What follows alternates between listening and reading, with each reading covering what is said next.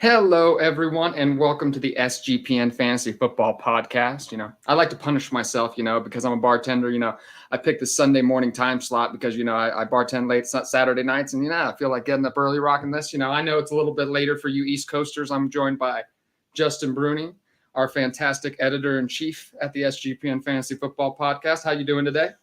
Doing good, doing good. I know it's Sunday. I mean, it's a little bit later for me, a little bit more early for you, but this is a day that we get on our knees and pray to our religion, the Yes, NFL. absolutely. Let's go. Yep.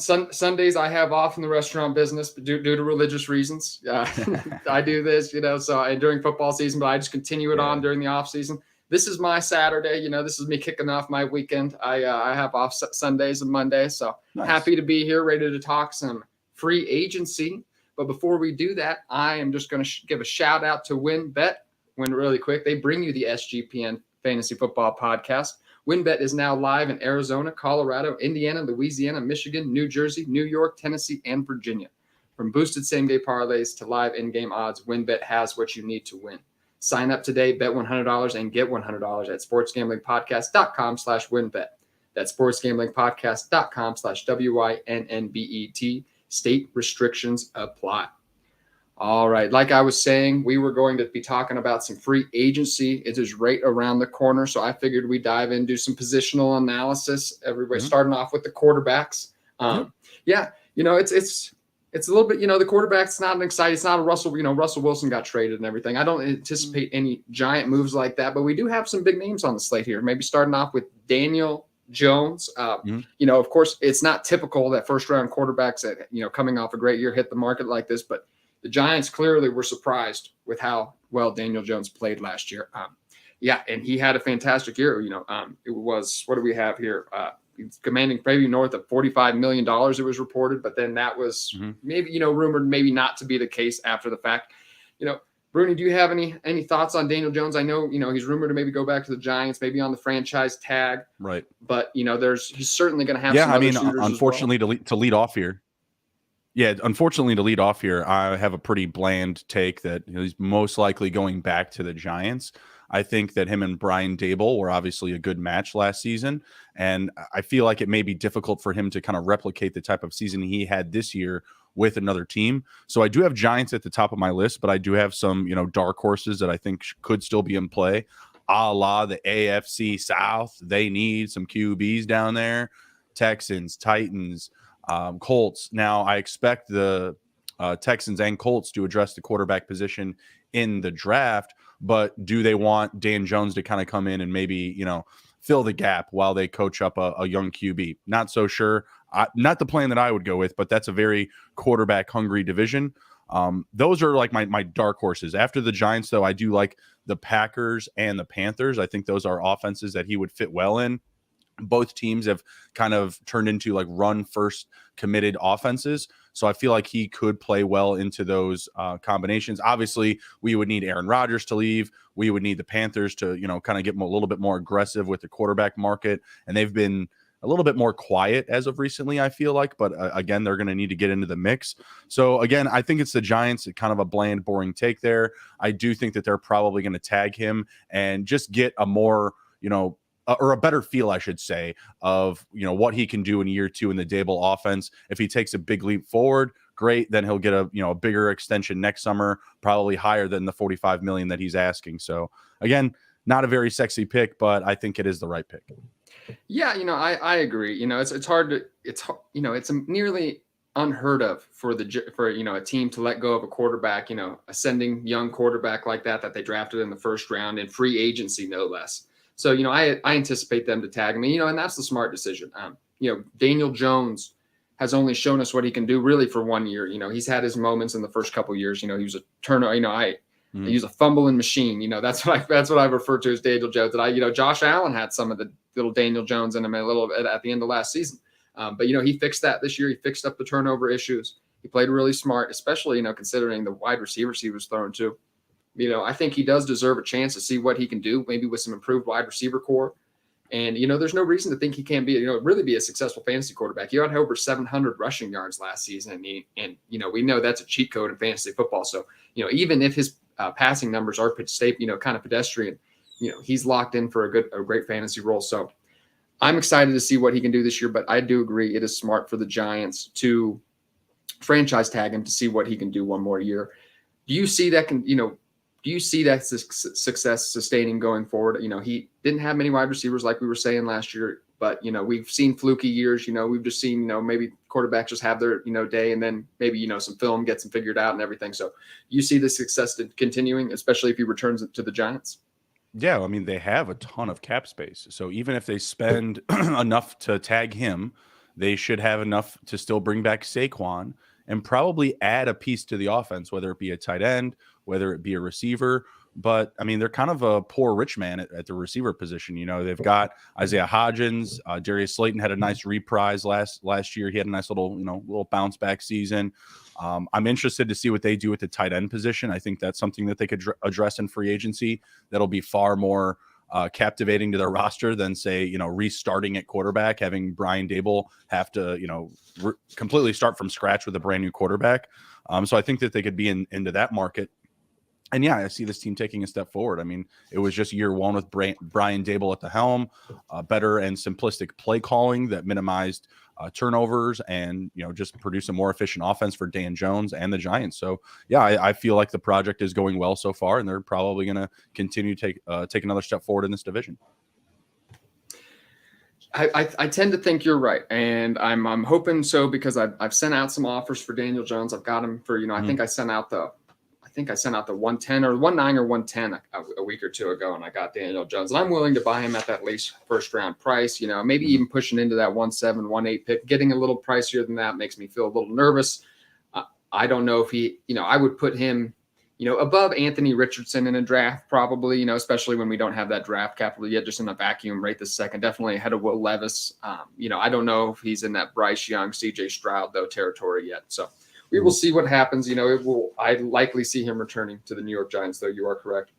Next up here, I have Derek Carr, who is a new free agent, unexpected, you might say, especially when Josh McDaniels came to town last year. We thought, Derek Carr might have his best season to date, but that was not the case. Despite finishing 11th in pass attempts, he was 19th in fantasy points per game, 4 straight years as a kind of a low-end, middling quarterback, too. Only really valuable in super flex leagues.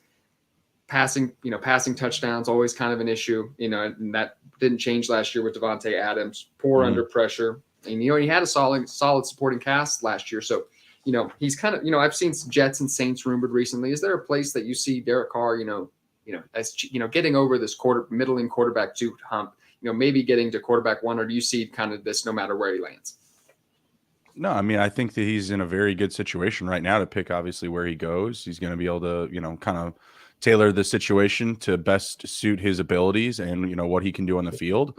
We've already mentioned the Saints and the Jets. Obviously, he's visited those places. He's been in the building. He's been talking with them. So they should probably be towards the top of the list. I don't love those locations, those landing spots for him. I prefer the Falcons. I think that's a very good situation for him in Atlanta.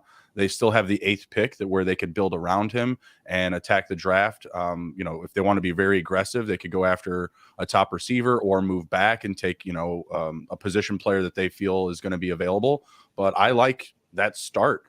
Drake London, Kyle Pitts, even Tyler Algier. I don't think that it feels like they may not be going shopping for the running back position.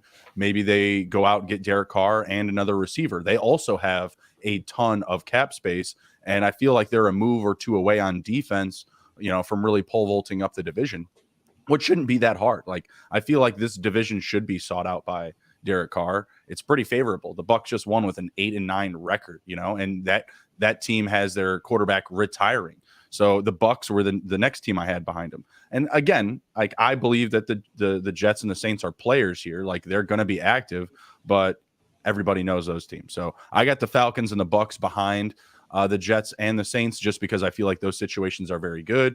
Obviously, with the Bucs, you still have Mike Evans, Chris Godwin. I mean, I know everyone's, pooping on Leonard Fournette, but he still finishes an RB2. They've got Rashad White there. He's up and coming. Like, they've got some good weapons down there. I'm not sure, about maybe the push forward for Cade Otton, but they have a very interesting offense. Russ Gage, I didn't even mention him, right? Like, they have some depth there. So that's a favorable landing spot. I like the Falcons. Really, that whole division. Give me anywhere in the NFC South, I think is a good spot for him. And we know Derek Carr likes warm weather. He is notoriously poor in cold weather conditions. And the NFC South would do him favors there. Yeah, I don't know. I didn't mention Carolina, but like, do they feel like a player for you for Derek Carr? They haven't felt like it doesn't feel like they've been in those conversations. It doesn't feel like that's the direct. It feels like they're going to get a young quarterback if they're going to do it. It doesn't feel like it doesn't. They don't feel necessarily like next year is going to be their year. So Derek Carr feels like more of like a kind of a Band-Aid. Maybe if you're the Falcons, you may take that route if you're not impressed with Will Levis or Anthony Richardson with the 8th pick and you don't feel like moving up in the draft at all. I still think that's a possibility for the Falcons as well. But yeah, I just don't see any situation. I like that for the situation for the Falcons. For Pitts and Drake London, I think some consistency in that offense would be good for them. I don't love it for Garrett Wilson and the Jets. I don't know if that improves his stock at all. And yeah, I just don't see it any place that Derek Carr, any of these landing spots he goes where he's more than he was last year. I just don't see him getting past that quarterback 2 hump. Productive super flex quarterback, you're fine putting him in that super flex position, but he is not going to win you any leagues. Let me ask you this: to the Bucks, who would you prefer? Because I've heard this name floated around the Buccaneers: Carson Wentz or Derek Carr. Like for your Chris Godwin and your Mike Evans stock, who would you prefer go there? Probably Carson Wentz. I just feel like he's going to be a little bit more willing to heave it up to Mike Evans a little bit. I just especially Mike Evans, I feel like would do better with Carson Wentz. Chris Godwin, a possession receiver, would probably do well with either one. You might even say he would actually do better with Derek Carr, but overall, I think Carson Wentz, a little bit more prolific, would probably be a little bit better in that offense. But then neither of those are attractive options. That's what I'm saying. Like at the end of the day, these guys are gonna land on new teams. They're going to be starting quarterbacks week 1, and we're going to have to adapt to those situations with the other pieces around them, right? So we will see. Yeah, this is going to be a little bit of a carousel this offseason. If I've been saying, I think the Bucks maybe should just go with Trask, see what they got, and then not push their cap strapped issues down the line anymore. I think they need a little bit of a reset. Take this year as a rebuilding year and come back strong in 2024. But if they're rebuilding, wouldn't that be more likely for them to dish off of Mike Evans, Leonard? Yeah, Fournette? that's what I was going to say. Fournette and Mike Evans maybe don't fit into that mold, so maybe they move off of those two. Chris Godwin, should be good for the foreseeable future. You could hang on to him. Right. Baker Mayfield is the next man I have up here. I don't know if he has, I don't know if he has much besides, deep super flex leagues, in a spot start, or, if you're strong everywhere else, you're starting Baker Mayfield in the super flex spot. But, he had a strong, he was very productive, game manager for the Rams last year, brought some steadiness to the offense when it was a disaster after, Matthew Stafford wasn't healthy and the offense just wasn't performing. Shorter pocket passer, not super mobile, not going to add anything with his legs. So his fantasy value, probably isn't that great, like we were saying, but he's a capable super flex starter. 31st in QBR though last year, 29th in yards per attempt, 18th in accuracy rating. Playing good is relative for Baker Mayfield here. So he's going to be on a fringe starter. Somebody might bring him in, just as a bridge quarterback somewhere.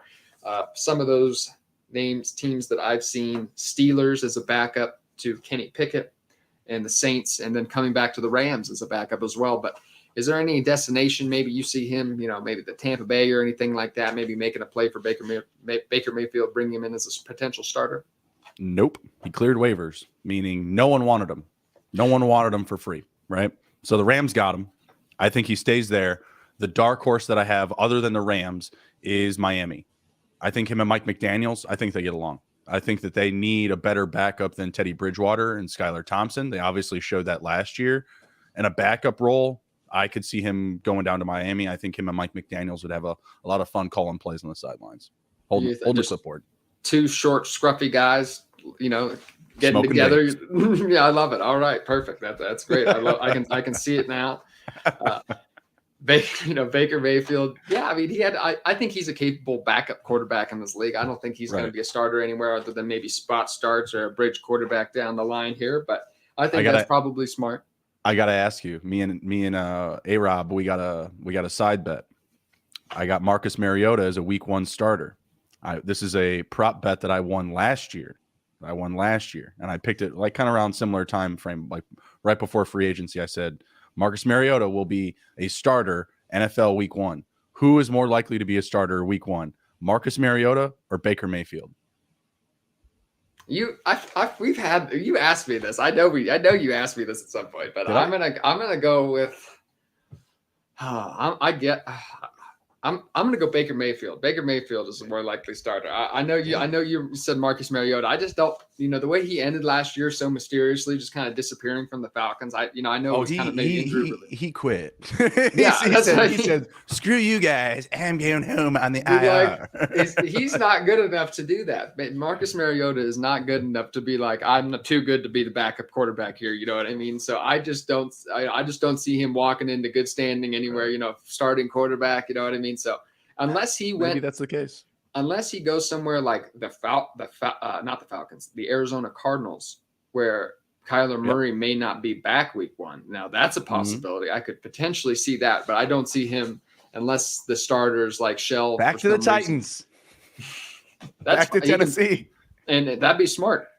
Ryan Tannehill could get benched at some point this year, so yes, you could traded or traded. So, signing up with a poor quarterback somewhere is not a bad choice. Miami Dolphins, Tua with those injury concerns, not a bad choice either.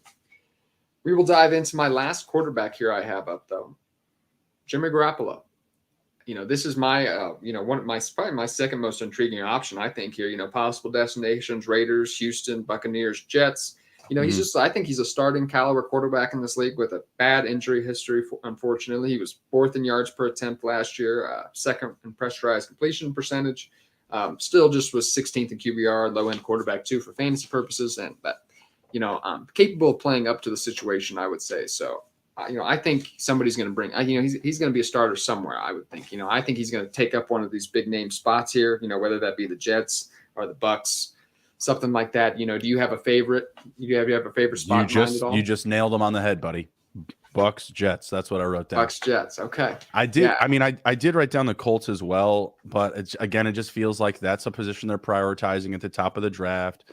No reason to have, Jimmy Garoppolo come in and compete with a guy that's just going to take over the job in at minimum a year, if they don't do it right away. So I think the Colts are a good pick just because like that area is very close to, he's from Illinois, but he played for Eastern Illinois, and in Indianapolis. They're very close. He has, kind of a following in that area. So, and better on taxes as well.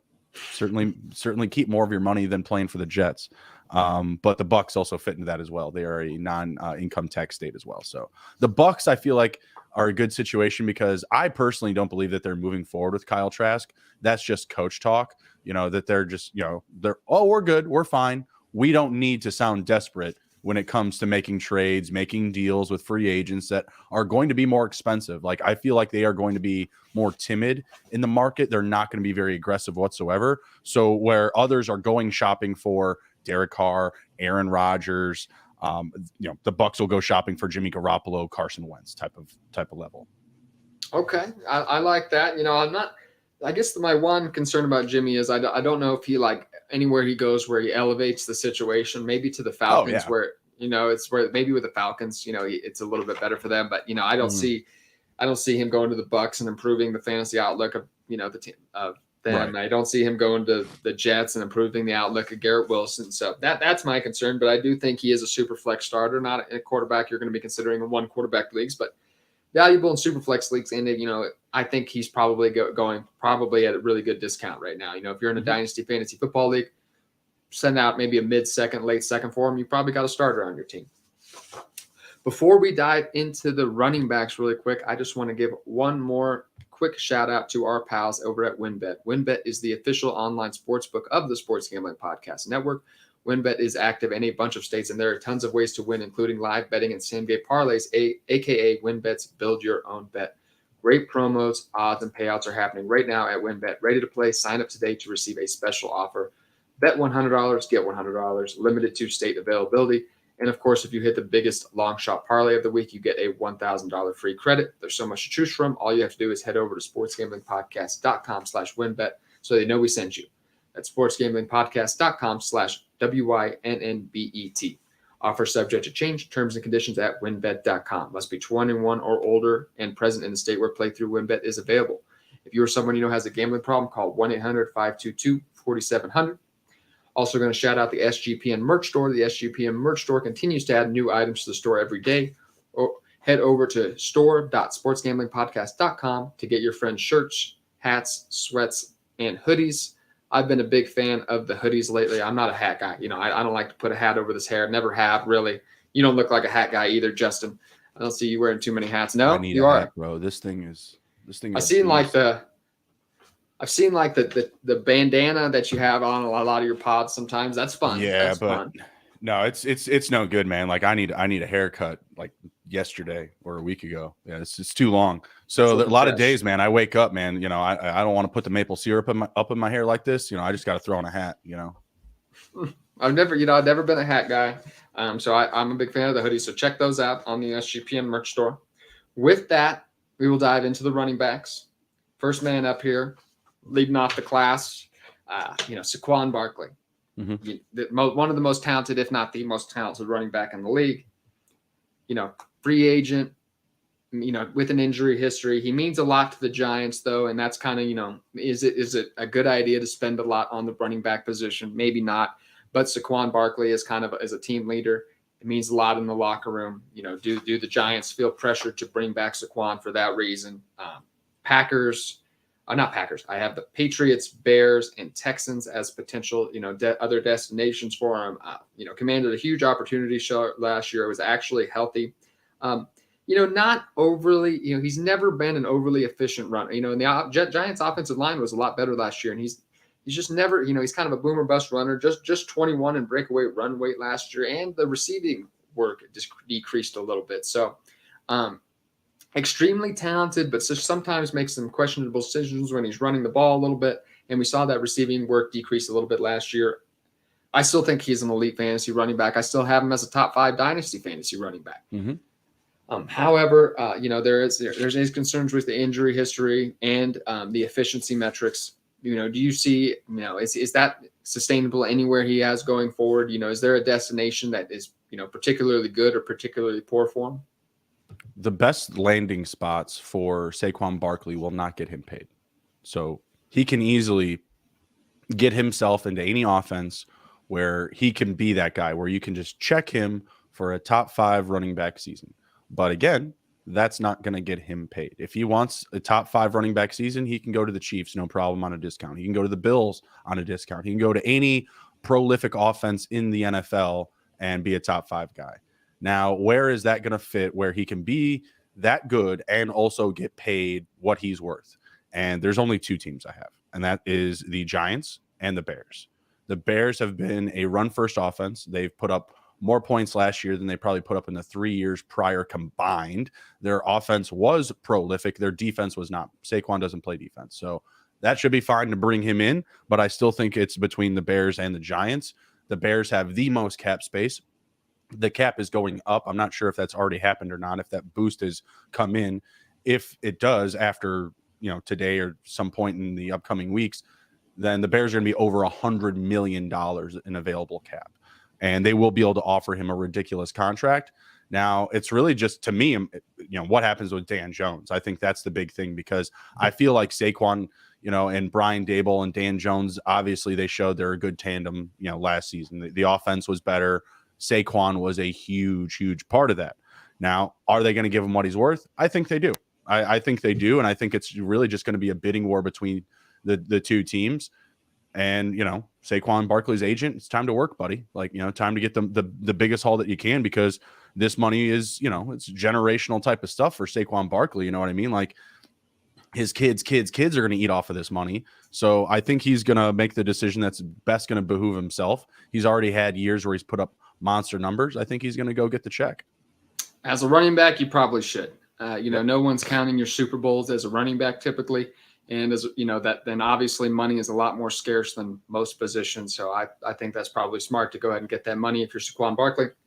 The one thing I would question is, just with a running quarterback, acquiring and spending so much money on a running back, Is that smart in today's day and age, to kind of create such a run-centric heavy, offense where you're going to be running, so you're going to feel pressure to give Saquon Barkley 20 rushes a game, Right. and then Justin Fields is going to be running too. Is that sustainable in today's NFL? Obviously maybe the Bears don't plan on getting to the playoffs next year, and the Eagles have done a good job at that. But, how do you like that? How do you see that for the Chicago Bears offense? Well, I think it's actually an important aspect to have. I think, especially if you look at today's NFL, I think you look at some of the rushing quarterbacks and you're just like, man, what if they had another threat in the backfield? You look at Jalen Hurts and Miles Sanders this year. Look at the year that Miles Sanders has. I know we're going to be talking about him pretty soon here.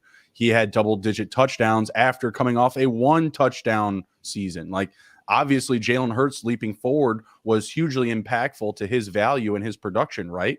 And you still, again, look at that Eagles offense, which I think is kind of like, a very good blueprint for what the Bears could do this year. You have that QB1 that's going to take that immense leap forward in the passing game. You now bring in some more weapons to surround him to, make the offense a little bit more simplistic. I'm not saying for the Bears to go hire Nick Sirianni by any means, but, get you that big, possession receiver like an A.J. Brown, get that field opener like a Devontae Smith. And right now, free agency is just looming with all these opportunities. And that's why I think this, because both quarterbacks, Dan Jones and Justin Fields, are running quarterbacks. Justin Fields is more of the run first guy for sure, right? Like, I think we would both agree that Dan Jones' passing acumen probably just a smidge ahead of Justin Fields right now. Justin Fields, that's probably his biggest offseason opportunity, is to develop the passing game. He'll still be running first a lot next year.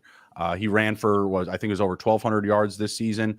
I just don't believe that hurts. I think it only helps the offense when you have, a dual-headed running game, because let's say you let David Montgomery walk, then you have Saquon. You're still bringing back Khalil Herbert, who, the dynasty community is absolutely buzzing about, and then Justin Fields. That's a 3-headed running monster. Now you add in another free agency wide receiver to the mix of Claypool, to Mooney, to even, dare I say, Cole Kmet. I'm not driving that bus right now, that's for sure. But even Cole Kmet, like you put yourself in a very good position, accumulating all those weapons. And I still feel at the end of, or at least the start on paper this year, it'll be a better situation than the Giants, because they are not most likely going to aggressively pursue a higher end wide receiver. If they're spending their money, it's going to be on Dan Jones and it's going to be on Saquon. But to the running question, like, I feel like it works. Like, there's plenty of opportunities where we've seen this with like Lamar Jackson. We saw what type of turnaround that brought to the running game and all the benefits that offered their running back. So, I mean, literally, like, any one of their running backs is an RB1 any given week, because the defense is always accounting for Lamar. So, like Gus Edwards, J.K. Dobbins, any week they could just absolutely break out because the defense is overcompensating for what they feel is the best runner. Yeah, I also think any improvement for the Chicago Bears offense around Justin Fields will be better for him. Yeah, you're gonna have to spend that money somehow, so you put that money to use. And Saquon Barkley, it's not. Don't save it, please. Oh my God, do not save that money. Yeah, I mean, they legally there's a rule in the NFL, you have to spend almost all of it now. Like, so they literally have to. So I wouldn't worry about it. You guys are going to get some good players. Trading hopefully for a wide receiver for Justin Fields too, maybe potentially on the table. We will dive into Josh Jacobs, though, who is coming off of a 2,000-yard season. Who would have thought, coming into the year, Josh Jacobs? I mean, it was ridiculous, especially on Underdog Fantasy. Josh Jacobs going as the RB30, like at one point, awesome. It was what, why, like how, like I get it. Josh Jacobs wasn't sexy, you know what I mean? But this guy had finished as a top 15 running back each year. I was just scooping him up at almost every Underdog last year, and it really paid off. So, Hall of Fame game, baby. Remember, they made him play in the Hall of Fame, and everyone lost their minds. The narrative, yeah. That was the narrative. So Samir White's team because of that. And then it was like, oh, Amir Abdul is going to get receiving work over, why? Like why would that? Why? You know what I mean? So it didn't make much sense to me. So I was a beneficiary of having Josh Jacobs on a good amount of teams last year. But yeah, he does rumored actually, I was reading some reports, the Raiders and Josh Jacobs do have some mutual interest in getting something done. Number 1 in rushing yards last year, 8th in receiving yards. We saw some of that Alabama receiving work coming back to us. Number 3 in fantasy points per game. So I see Josh Jacobs. That was a career year, in my opinion, for Josh Jacobs. I don't know if we see 2,000 yards again. But I do think he's a very good running back, maybe for another year or two. He's not, an incredible talent where I see him pushing into his late 20s, but I do think he has a lot of tread on those tires left. Very young running back still. But yeah, the Raiders are a potential destination. I don't have it's a little, I don't have another great spot. The Bears, I guess, would be another potential destination. Do you have any favorite potential spots? Ones maybe that wouldn't be very good either. Least favorite spots, I guess, too. He's getting tagged. He's not leaving. Okay. The Raiders are going to absolutely throw this dude under the bus because he just had this amazing season, like you'd said, over 2,000 all-purpose yards, right? And now probably like the biggest opportunity for him to like get a generational contract similar to what Saquon Barkley could demand on this market. He's going to get tagged. He's going to regress this season, and he's never going to get the window again. It sucks. Yeah, that's what they should. I mean, running backs have to. I don't know, but they need to fix the running backs for the contract. Just like they play this horrible position. It's very important on the football field, but it's just such an injury risk, and they fall off. So NFL teams get away with not paying anybody. I am not an advocate of the franchise tag. I think it is the most ridiculous. Yeah, it's crazy, right? It's the most ridiculous tool that they have, especially the situation that I just laid out. Josh Jacobs just had the best season he's probably ever going to have. He will not get paid for it. He's not going to, make up for it financially, right? So do it again. Again, I guess they could let him walk, but why? For the Raiders, it makes sense to tag him. I don't like it, but it does from a business aspect. But we just saw what the Packers just restructured a couple of contracts and freed up $28 million. That's a contract. That's 2 contracts, 4 contracts. What do you do? What are we talking about? It's so easy for these teams to just make money, appear out of nowhere by just giving someone their signing bonus, just paying them ahead of time, or restructuring literally half of a contract into a bonus. What? The rules that they're allowed to play with are just so fast and loose. I just don't know why they need a franchise tag. They can kick it down the line. They can spread out a contract for over 10 years. We'll pay this guy $3 million against the cap for the next 20 years. You know what I mean? So they all do stuff like that. So why do you need a franchise tag then when you can just make money appear? It doesn't make any sense. It's just a form of, controlling contracts and not allowing players to have leverage. Lamar Jackson getting tagged, that's bullshit. The most important position, bar none, if there was a rule change, that's the first position that gets taken off the list is quarterbacks, for how important they are, the health risk that they have to put themselves at. I'm sorry, we've never we saw what happened with DeMar Hamlin. That was a freak accident, right? But look at Joe Theismann, Alex Smith level injuries. You know what I mean? The only thing I could compare to those guys is maybe Johnny Knox of the Bears. You remember when his back bent literally in half, and backwards like an accordion. You know what I mean? It's a super dangerous position. Yeah, you can play it for a very long time if you do it right. If you stay healthy, I honestly just stay lucky. But that's a terrible situation to be in, and obviously in Lamar's scenario, he's going to absolutely get taken advantage of because he's trying to represent himself. It's. So many advantages go to the owners. Who's even running the NFLPA these days? Whoever does the negotiations every 10 years or so for the collective bargaining agreement, the NFL has the worst ones out of any of the major sports negotiations always. So, for the NFL players at least. So I do feel for him there. I know you say Josh Jacobs just had his best year. Where do you think he settled? Where do you maybe see him in the dynasty landscape? Where do you see him settling in? Is he mid-tier running back 1, low-tier running back 1? I think he's probably the back end of RB1 territory right now. Okay. I just think that there's just so many of these young weapons coming up. I would rather have Bijan Robinson over him. Right? Yeah. Bijan Robinson's my RB1. Just on the board, just RB1 in dynasty? RB1 in dynasty. Absolutely. Okay, gotcha. That's where I'm at with Bijan. Okay. I was this aggressive with Saquon years ago. Now that maybe you can argue that didn't pay off for me, but I took Saquon Barkley at 1.4 in a couple startups that year. Nice. And, I was very aggressive on him and people made fun of me.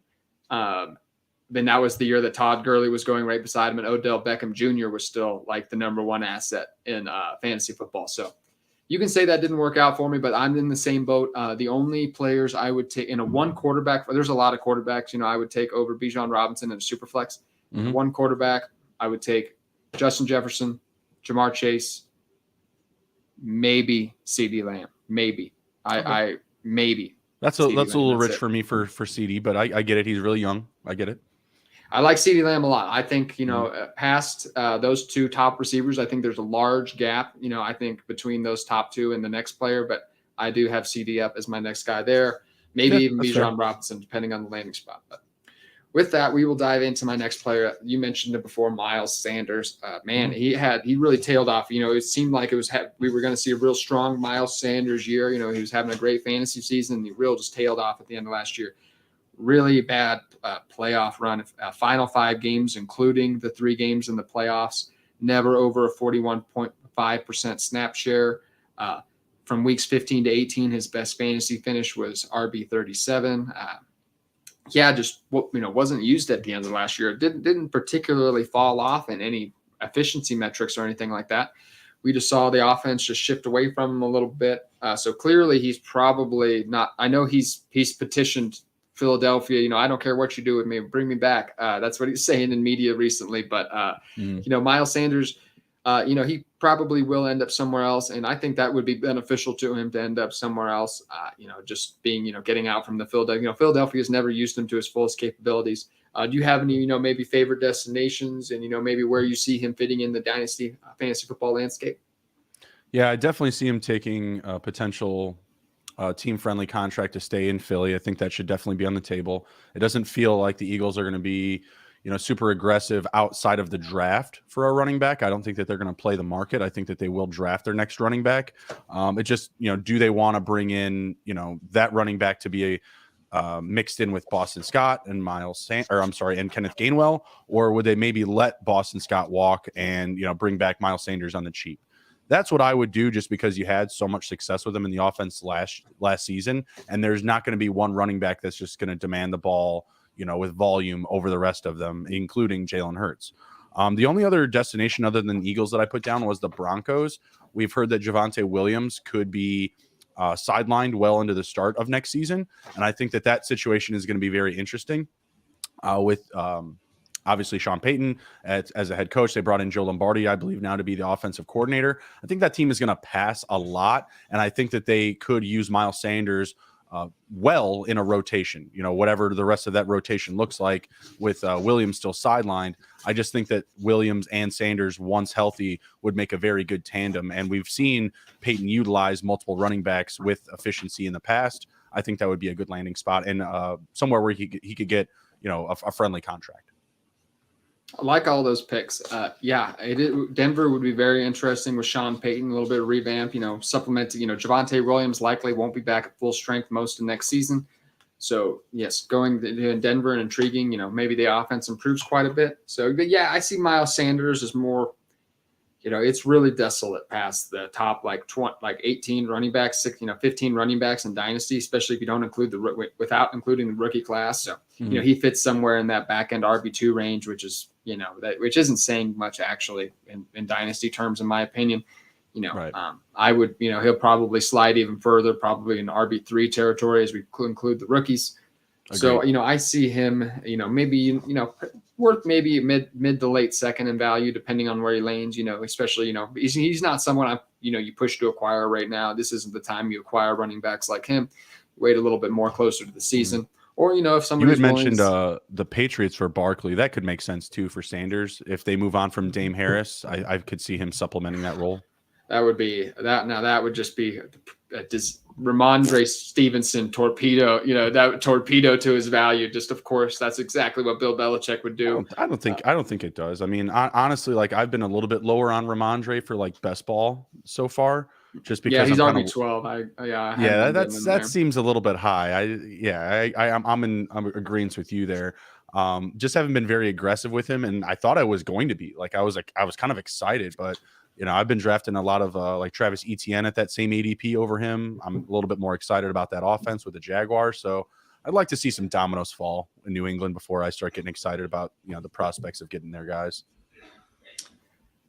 We will see. The Patriots love just ruining running backs' fantasy careers. That's what they do. But before we dive into the wide receivers, I am going to give a shout out to our friends over at Underdog Fantasy.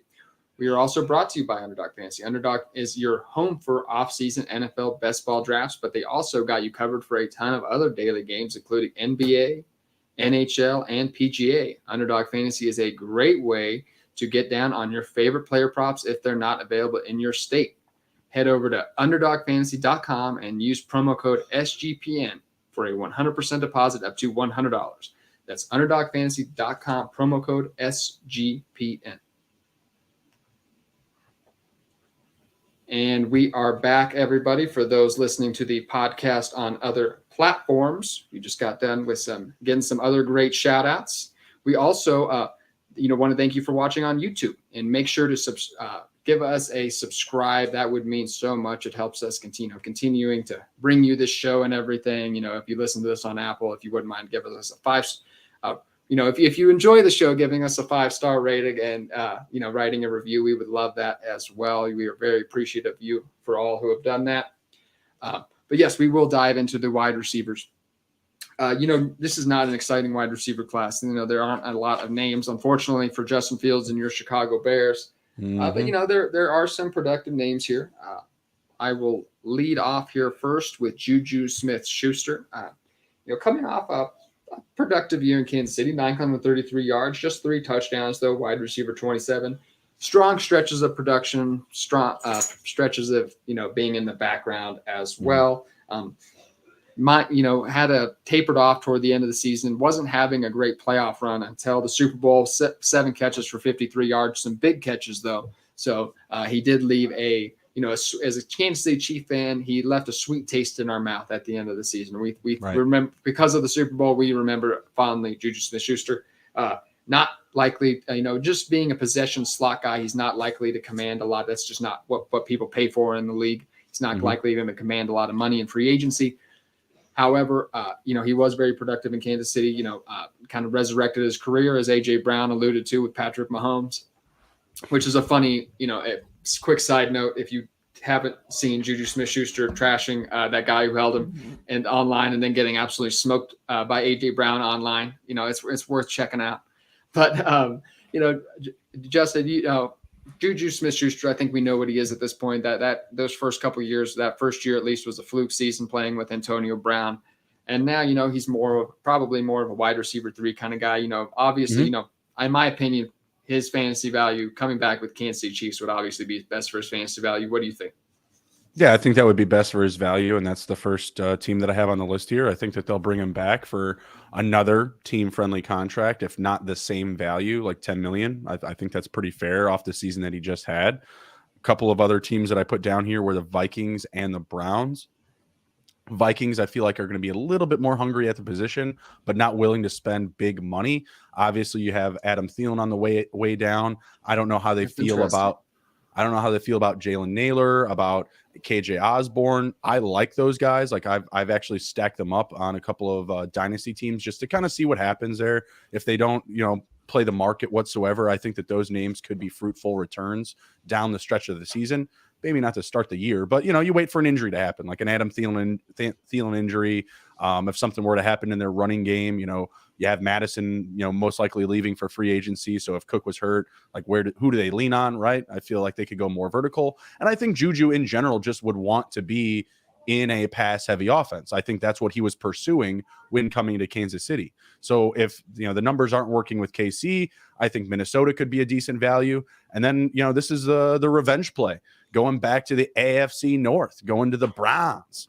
I think that they could use some help at wide receiver. I'm not saying that it's he'll be light years better than DPJ by any means, but I think adding that depth, like supplementing, another kind of veteran receiver for, Kareem Hunt, who I think is going to be on the way out, I think would be a good idea for them. I think that they should probably play that market. And I think that Juju is kind of like an adequate target. Like another guy that I have on the Browns that we're going to be talking about is Allen Lazard. I think both of those guys are kind of comparable to what they're going to demand contract wise, and teams don't have to be overly aggressive trying to pursue them with contracts, right?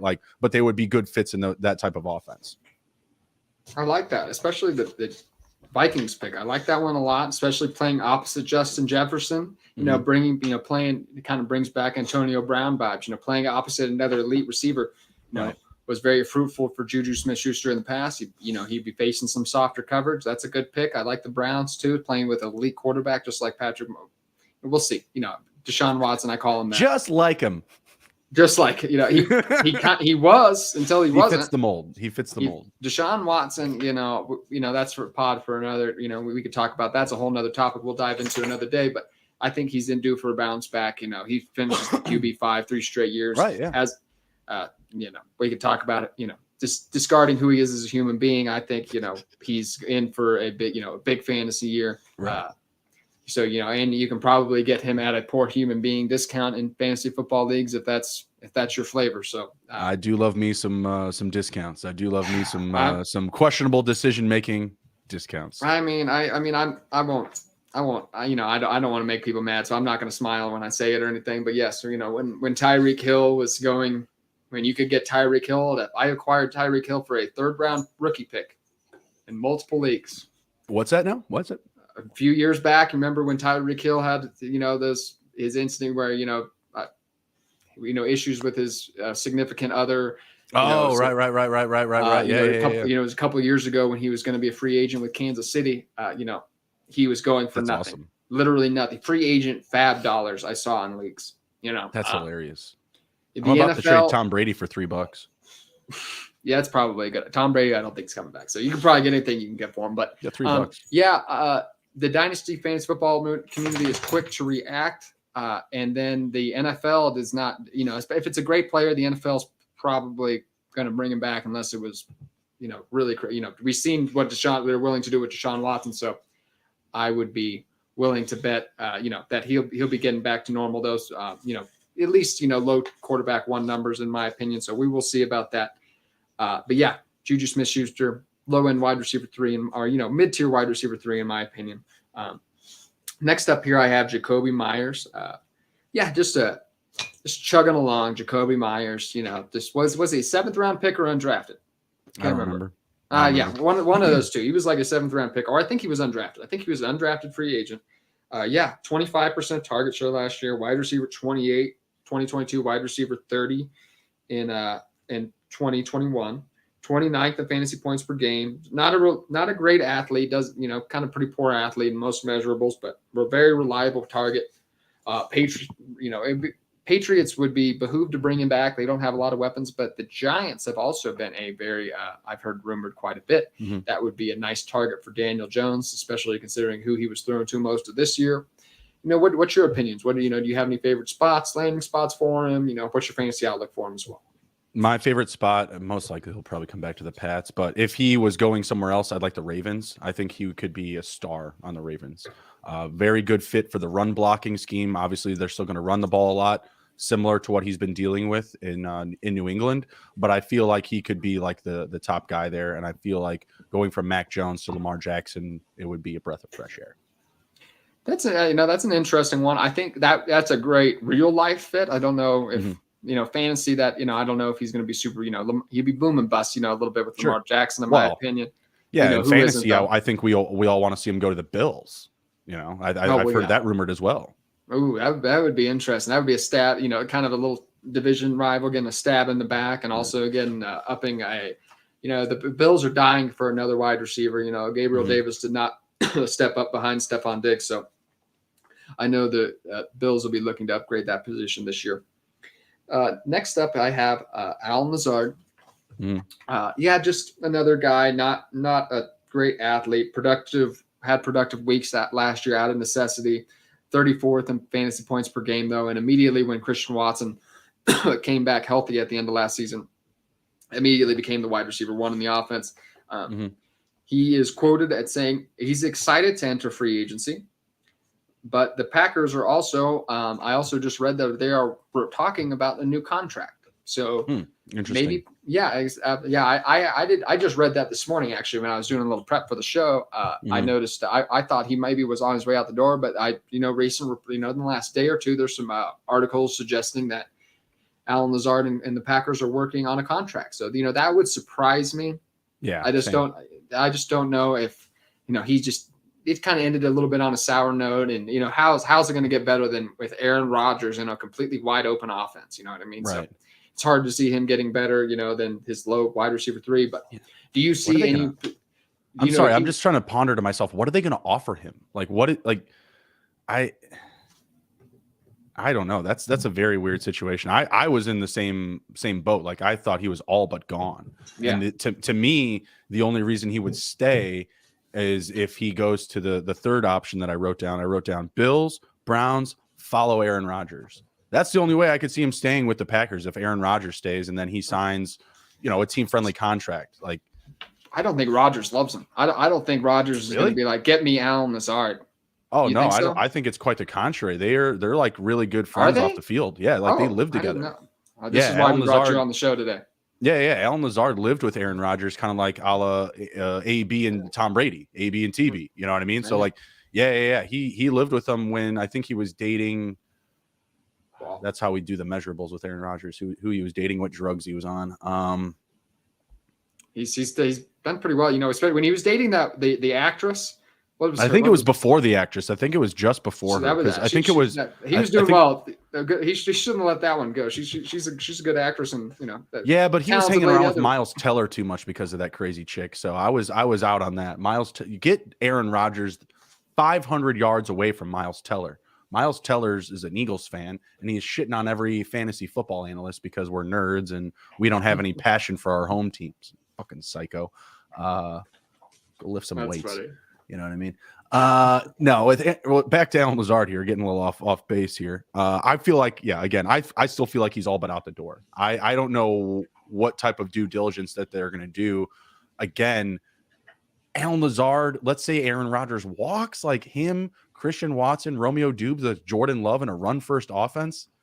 I don't love it. I don't like that at all. I feel like if he goes to the two teams that I wrote down, the Bills or the Browns, who need a receiver that played in cold weather, and they get a guy that can play mediocre receiver and play in cold weather, match made in paradise.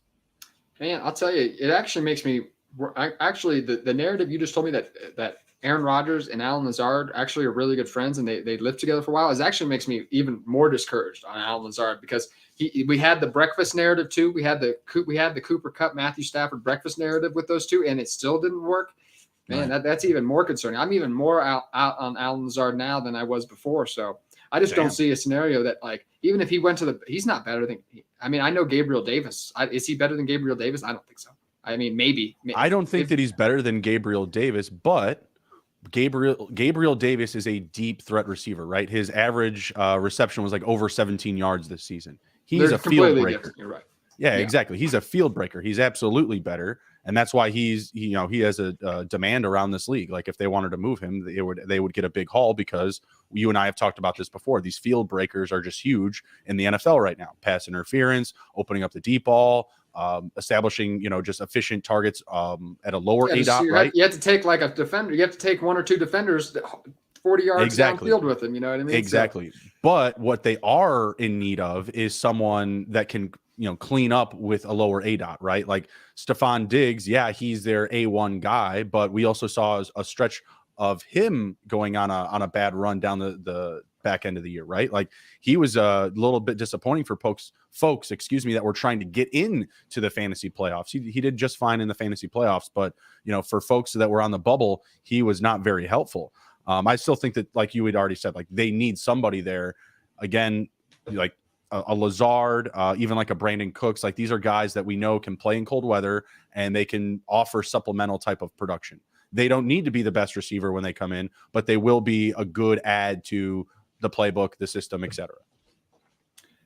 He kind of fits that Juju Smith-Schuster, kind of like just a possession guy who's not going to get a lot of money. But so, I think, just if he goes somewhere good, he might have wide receiver 3 upside. If you're starting, if you have a few wide receiver positions and a couple flex positions in your dynasty league, Alan Lazard could have some value still. Last guy up, we'll just do, real quick before we dive into the tight ends real quick. DJ Shark, with Detroit last year, 3 big games down the stretch, has a 1,000-yard season, but he's missed 21 games over the last 3 years.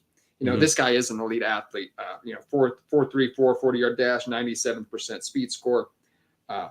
this guy is going to, not extremely productive, but a guy who actually commands a good amount of money in free agency just for the fact of what he, does downfield, how he opens up the offense.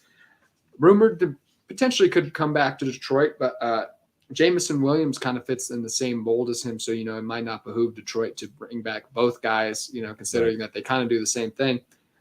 Ravens and Cowboys I also saw as potential destinations as well. Any of those intrigue you, or do you have a favorite? I like Myers over Chark with the Ravens. Again, I just think he's a better fit for the offense and what they do. Who was the other one you had mentioned? The Cowboys? Cowboys, that could be interesting. That could be interesting because I'm not on the bike. You and I have discussed this before. I'm not in the Michael Gallup bus. I feel like he's going to get cut. And that same amount of money could be just as well spent on DJ Chark. I like that. The teams that I wrote down are Chicago, obviously very hungry at the position. The Texans, I think that they will move on from Brandon Cooks and they'll have a big opening there. I think DJ Chark, going back to that division again, kind of poo-pooing on the Jaguars a little bit, where he didn't get the fairest shake. And then I have the Cardinals, who are going to need to supplement, again, DeAndre Hopkins opening up and AJ Green retiring as well. I feel like he kind of fits a little bit of what both of those guys can do, obviously at a much lesser level, but what they need from that position to really open up the field, I think he could, fill in well there. I like that too. That would be interesting. DJ Shark's not a guy, probably on that wide receiver 5 territory in Dynasty, maybe potential for a wide receiver 4 season. If you have a lot of flex positions, DJ Shark is an intriguing option. We saw, he definitely had, only play, missed about 6-7 games in the middle of last season, but when he came back, he had some really strong performances. We will finish up though with 3 tight ends. Leading off here, I have, it's one of my sleepers this offseason, Mike Gesicki, and I think the story can just be told in a couple stats what happened to Mike Gesicki in 2022. He was 16th in slot snaps last year after being first in 2021, second in 2020, and third in 2019. Route participation went from 79% in 2021 to just 56% last season. 29th in fantasy points per game last year. So I think, just that Dolphins the way that the offense shifted, he was not going to be used they wanted to use him. They wanted George Kittle. Mike McDaniels wanted somebody who's blocking out there who does a little bit of everything. Mike Gesicki is a receiving tight end, not much of a blocker. But he is a free agent. He's an elite athlete, in almost every metric, Mike Gesicki does very well. So, he's somebody who in fantasy, when looking at the tight end position, it's generally the athletes that are producing, for fantasy purposes, a tight end. There are some exceptions with Dalton Schultz and Pat Freiermuth, but for the most part, you're looking for those elite athletes, and Mike Gesicki is one of those players. Potential destinations, the Panthers, and I really like the Giants.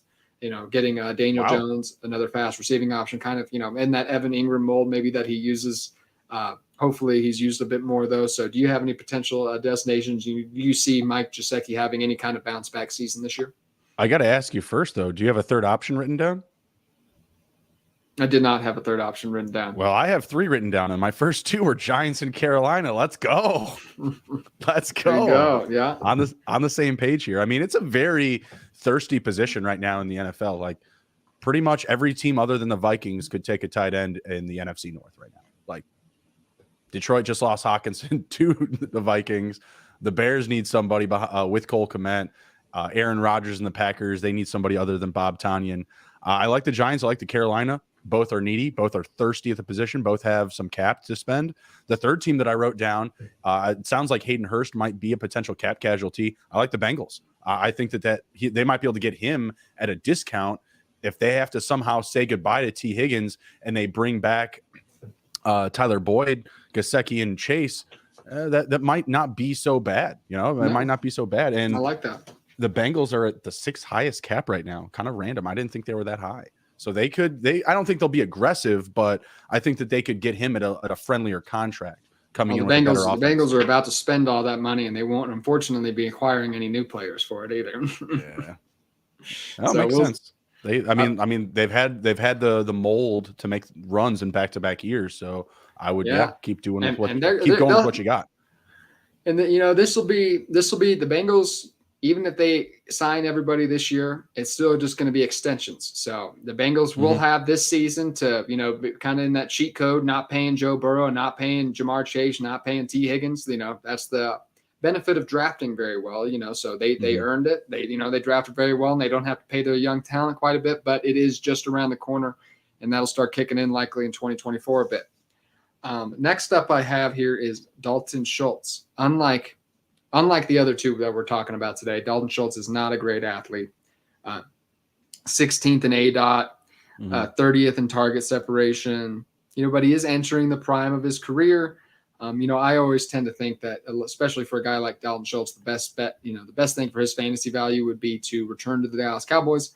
However, I was, as I was doing prep for the show and kind of reading the recent tea leaves, it is suggested that the Cowboys are unlikely to sign Dalton Schultz again, but I still think they've got no money. Things always change though. So, we'll see what happens, but the Cowboys are a potential destination. Colts as well, I've seen mentioned. That could be, depending on who's at quarterback. And of course, the most likely kind of one right now, the kind of linked is to the Chargers due to the Kellen Moore connection, who's their new offensive coordinator. Potentially giving Justin Herbert another target to throw to. You cringe at all those options. So none of those just following Kellen Moore to the Chargers. You and I, we do not work in the NFL, but Gerald Everett or Dalton Schultz, go. All right, I'm not going to agree with you here. I would definitely say Dalton Schultz. Oh, really? Okay. Absolutely. All right. Yeah. We just got done saying he wasn't an athlete. Like, you look at Gerald Everett, dude's an athlete. Gerald Everett closer playing to wide receiver than Dalton Schultz, in my opinion. Yeah, but at some point production has to come into it. Dalton Schultz been good. Now I have compared it to but Austin. Gerald Everett's been buried on his rosters. Like, he hasn't had a fair shake as like a top target on his team. Last year he kind of got a fair shake. Mike Williams and Keenan Allen missed significant portions last season. It's true. And Dalton Schultz has been, he deserves the benefit of the doubt. He has been productive. I compare it to Austin Hooper, though. I do agree. He was like, when Austin Hooper left the Falcons, when he left the Falcons, he had a huge season with the Falcons. At least he had a huge season, and then nothing. So this is kind of what I'm talking about. Possession tight end, not a great athlete. Right. So I could see. I don't know if I see him taking that big of a fall, but I just feel like with this market right now, I just don't know why you would want to follow Kellen Moore. It's just, again, a unilateral move. You don't know what that offense will look like. Even if they got off of Keenan Allen and Gerald Everett, you're still going to have Austin Eckler there demanding the ball every other touch. They would still go out and get other weapons. It wouldn't be like he would be the top guy. I just don't like following Kellen Moore. That's the only part that I cringe at. Where would you see, where would get you excited for Dalton Schultz next season? I would, again, anywhere in the NFC North, bro. It's wide open. Those teams have money. They'll pay you. Like, the Lions have a big need. The Bears have a big need. The Packers have a big need. We go around the whole league. You could throw him in with Dawson Knox in Buffalo as a double tight end set. If you want to buy in on the Kansas City Chiefs, someone's got to replace Travis Kelce in a couple of years. Another team where I could see double tight end sets being like the new thing again. I don't love Logan Thomas with the Commanders. Again, these are situations where, again, there is a tight end there, but I think that he could be better than what they have, or at least be another weapon in the offense. Okay. Gosh, I'm just running around the board here. Don't hate the Broncos either. Obviously, Greg Dulcich, he's going to be a sophomore, still a little bit younger. That would be somewhere I would not want to touch if I was Dalton Schultz. I don't know if he wants that smoke trying to go up against Greg Dulcich on the depth chart. Don't get me wrong. What we've seen Sean Payton do with the tight end position is pretty damn good, a la Jimmy Graham. So give me any athlete down there. Yeah, like I said, that's a different class of athlete, though. So I we'll see. He's probably, he's going to chase that money, I'm sure. So it'll be dependent on who wants to pay him. But there will be a market. Anytime you test free agency and you're a good player, you'll get paid by somebody likely. So good for him, nonetheless. And last up, the last player we'll be talking about today is Evan Ingram. This is back to it. Elite athlete. 100th percentile on the 40-yard dash, 97th percentile speed score, 87th percentile burst score, 90th percentile agility, 93rd catch radius. And the 90th to high 80s in every category. Not a spring chicken anymore, though. 29 years old in 2023. Number one slot snaps last year. Relished in the role with Jacksonville. Had some issues with drops, maybe a little bit toward the beginning of the season, but really came on strong at the end of the year. But man, he was the tight end 5 this last season, tight end 5 in 2017, his rookie season. A lot of middling, injury riddled years, poor production for a few years there. Right. But yeah, he's free agent this year. Discussed he wants to come back. Trevor Lawrence is petitioning for him to return to Jacksonville, but we will see Calvin Ridley probably in a Jacksonville uniform this year as well. So that clouds up the target situation a little bit. I didn't really have another, I was trying to dive in, try to find another option for Evan Ingram. One hasn't emerged for him yet, but some of the options we've discussed already, like you said, the NFC North will be tight end hungry. Do you have any, I know you're going to say that the NFC North and all those, would be great fits for him probably. Any other potential destinations? I didn't put those teams down for him just because, again, I'd kind of already listed them. I knew that we were going to run through them. So, of course, they should be on the table as well. Bears have a ton of cap if they want to spend money on them. I don't think that they will. I have down the Jags returning. I think that's the best scenario. It's a very deep talent group. You're going to be playing again alongside Christian Kirk, who you're already comfortable with this past season.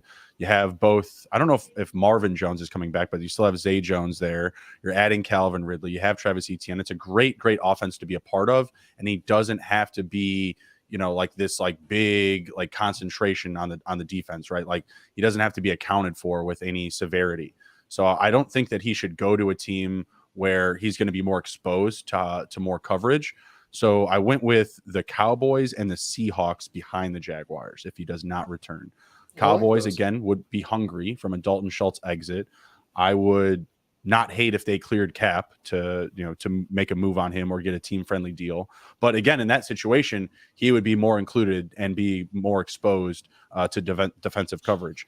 And then the Seahawks, I just thought was kind of, obviously it's a downgrade at the quarterback from Trevor Lawrence to Geno Smith, but I felt like the comp was actually kind of comparable to the situation in Jacksonville because you have two really good receivers in Metcalf and Lockett. You have a strong up-and-coming running back in Kenneth Walker, and then he would kind of be that next guy, and he's he's not like high exposure rate to the defense, but at the same time, like he would be kind of hidden behind those three heavy hitters. I think that would be a good fit there. And the season that we just saw from Geno Smith, his completion rate and how accurate he was, I think that would be a good match for obviously a Evan Ingram who has been, woeful, we'll say, dropping the ball in the past.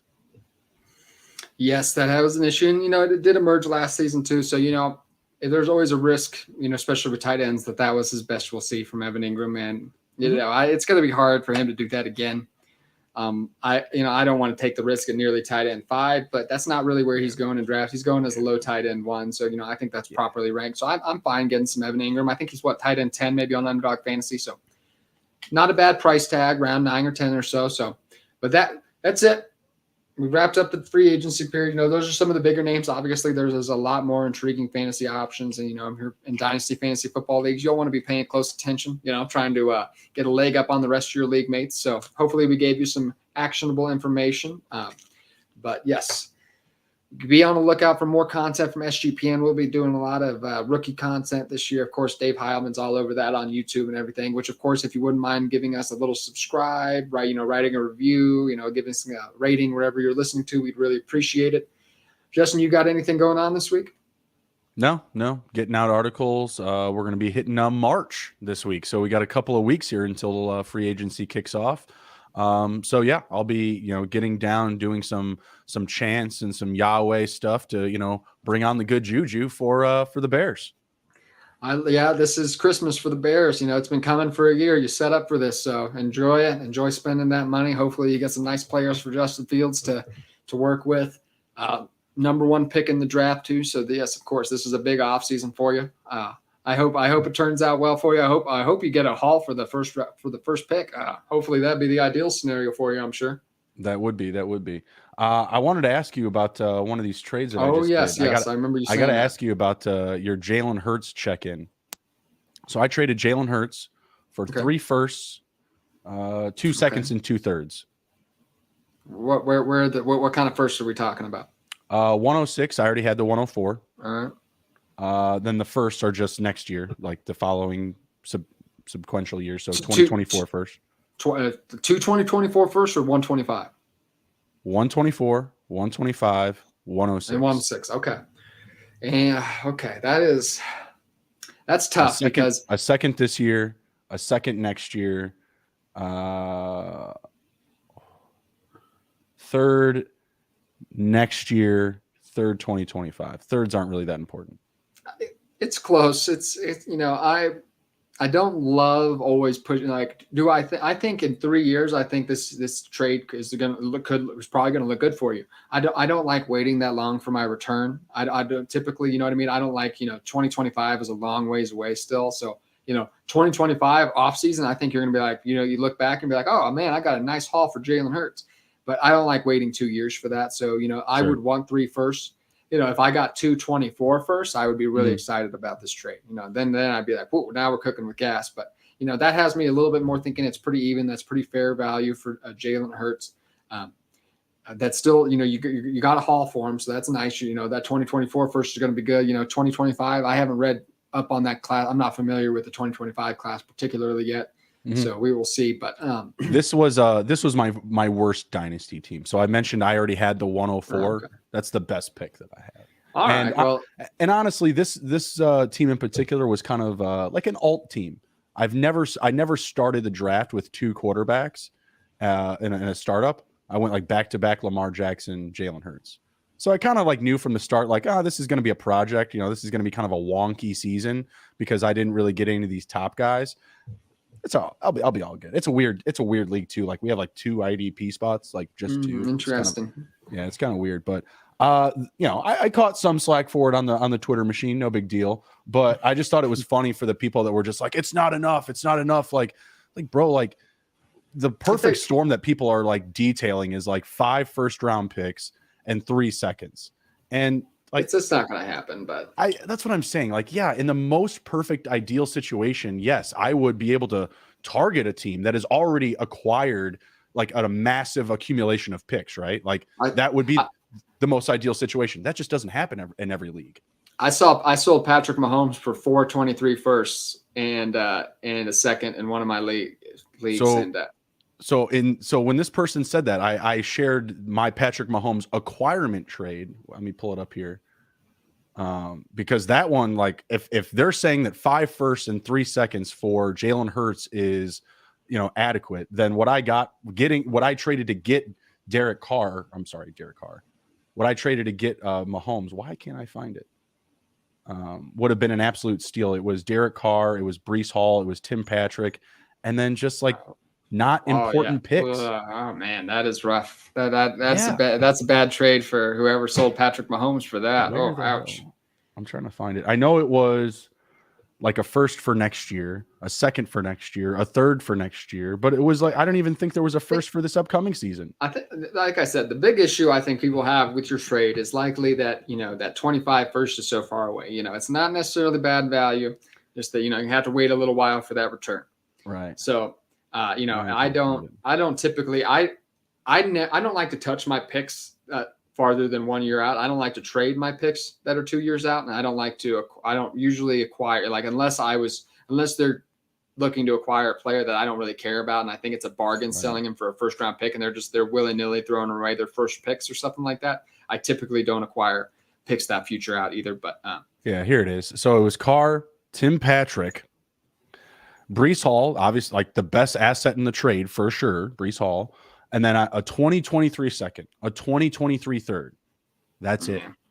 That's bad. And then a 2024 first, 2024 second, 2024 third. Like mind blown.